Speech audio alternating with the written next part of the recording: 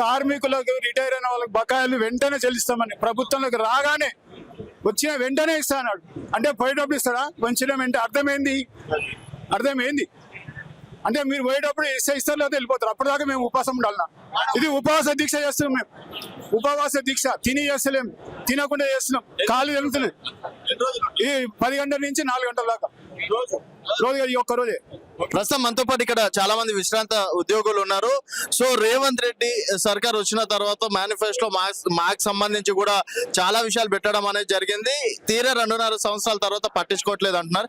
ఏదన్నా డిమాండ్ ఏంది అసలు ముఖ్యంగా? మా డిమాండ్ 2007 నుంచి రావాలి. అంటే ఇప్పుడు 9 ఏళ్ళు అయింది. కాంగ్రెస్ ప్రభుత్వం వచ్చి 3 ఏళ్ళు అవుతున్నది.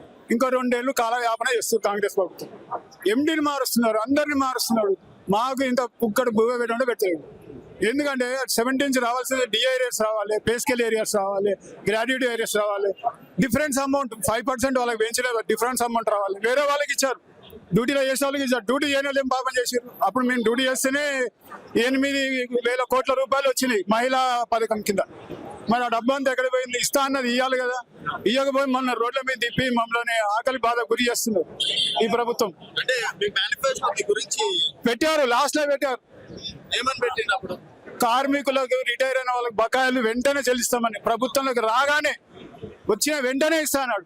అంటే పోయేటప్పుడు ఇస్తాడా? వచ్చిన వెంటనే అర్థమైంది అంటే మీరు పోయేటప్పుడు ఇస్తారు లేదా వెళ్ళిపోతారు. అప్పటిదాకా మేము ఉపవాసం ఉండాలన్నా? ఇది ఉపవాస దీక్ష చేస్తున్నాం మేము. ఉపవాస దీక్ష తిని చేస్తలేము, తినకుండా చేస్తున్నాం. కాళ్ళు వెళ్తున్నాయి. ఈ 10 గంటల నుంచి 4 గంటల దాకా రోజు ఈ ఒక్క రోజే. దిగిరాకపోతే ఇంకా ఆలోచన చేస్తాం. అంటే దిగిరాదని మీకు ముందే తెలుసా? హామీల కోసమే మేము అడుగుతున్నాం. మేము అడిగేది ఏంటి? హామీల కోసమే. మీరు ఇచ్చినే అన్నం పెడతారా అన్నావు, ఇంటికి పిలిచి నేను పెట్టను పోవంటే నీకు మర్యాద ఉంటుందా? అదే అడుగుతున్నాం మేము. రాకముందు అందరి ముంగడ వేల మంది కూడా వాగ్దానాలు చేశాడు. మరి ఆ వాగ్దానం నిలబెట్టుకోవాలా? అన్ని వాగ్దానాలు చేసిన మా వాగ్దానం ఎందుకు ఇవ్వని అడుగుతున్నా. ప్రతిపక్షాలు కూడా గురించి ఆలోచిస్తున్నా కానీ వాళ్ళ దాకా తీసుకొస్తలేదు. రిటైర్ అయిన వాళ్ళకు కొంతమందికి ఇచ్చారు. అంటే ఇప్పుడు రిటైర్ అయిన వాళ్ళకు అవి కూడా లేవు. దాని గురించి అడుగుతున్నాం. అంతమంది కూడా రావాలి. 17 రావాలి, 14 రావాలి, 15 రావాలి. ప్రతిపక్షాలు ఇచ్చి ఏమైనా చెప్తున్నాయి కదా, ఈ యుద్ధాన్ని చెప్తలేదు. 10 సంవత్సరాల నాడు బేసికలే చేయలేదు ఆయన. ఇవాళ ఆర్టీసీ కార్మికులు గుర్తొచ్చారు కేటీఆర్ గారికి, కవిత గారికి. వీళ్ళు కష్టాల్లో ఉన్నారని. మరి 10 ఏళ్ళు ఏమైంది? ఆర్టీసీ కార్మికులు కనపడలే. ఏం పట్టించుకున్నారు? బేసికలే చేయలేదు ఆయన. ఈయన వచ్చే చేశాడు.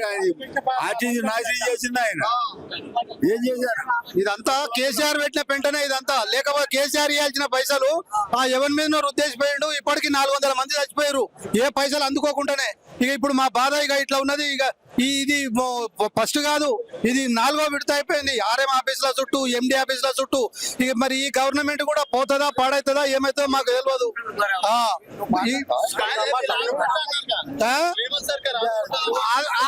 ఆడుకుంటుందని అన్నాడు.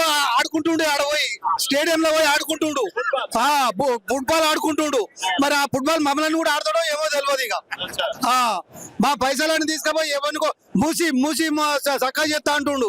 మరి ఆ మూసి సక్కా చేస్తేనేమో పైసలు వస్తాయి, కమిషన్లు. వీళ్ళకి ఇస్తే ఎవరికి రావు. ఎందుకంటే ఈ రిటైర్మెంట్ అయిన వాళ్ళకి ఇస్తే ఒక పైసా రాదు. ఏంటంటే పెట్టుబడి పెట్టుకుంటే వాళ్ళకు కమిషన్లు వస్తాయి. 10 కాదు 50 ఇస్తాం. 50 ఇస్తాం. చందా ఇస్తాం. మరి మా పైసలు మాకు రావాలి కదా. వచ్చినాడు మేము కూడా ఇస్తాం పైసలు. సిద్ధం కావాలి. డిఏలు ఆగిపోయినాయి. కేసీఆర్ ఉన్నప్పుడు 4 డిఏలు ఆగిపోయినాయి. 2 పే స్కేలు కేసీఆర్ వే. ఆ పుణ్యం వాడే కట్టుకుంటే ముసలోడు కట్టుకు అడిగితే ఇస్తుంటే ఆడు మెగా కృష్ణారెడ్డి ఇతనంటే అటు పోయిండు. మా సైడ్ రాలే. అది జర చాలా ఒక్కసారి కట్టకట్టలు ఇస్తానంట అటు పోయిండు. మా దగ్గర రాలే. ఇక ఈయన కూడా ఇప్పుడు ఆయన తోక దొక్కించిపోయిండు. ఇప్పుడున్న ఆ ఎలక్ట్రిక్ బస్సులు మొత్తం వాళ్ళే. ఎవరి కావు, మొత్తం మెగా కృష్ణారెడ్డివే. ఇప్పుడు మెగా కృష్ణారెడ్డి ఆడమంటే ఆడాలి, పండమంటే పండాలి. గవర్నమెంట్ ఇస్తాం, మేము ఇస్తాం. మా పైసలు రాగానే 100, 50 ఎంత పైసలు రావాలి. రావాలి. ఇప్పుడు 17 కాదు, ఇప్పుడు 21 కూడా. ఇప్పుడు రెండు పే స్కేల్ కూడా యాక్చువల్ గా ఆయన చేయకుండా ఇది చేసి తప్పుకున్నాడు. ఈయన చేసిండు ఏం లాభం? చేస్తే ఈ రిటైర్డ్ వాళ్ళకి ఏమన్నట్టుగా వాళ్ళు మాట్లాడేది, మేనేజ్మెంట్ మాట్లాడేది. అది తప్పు కదా. మేము ఆల్రెడీ ఆ టైంలో మేము వర్క్ చేసాం కదా. మాకు కూడా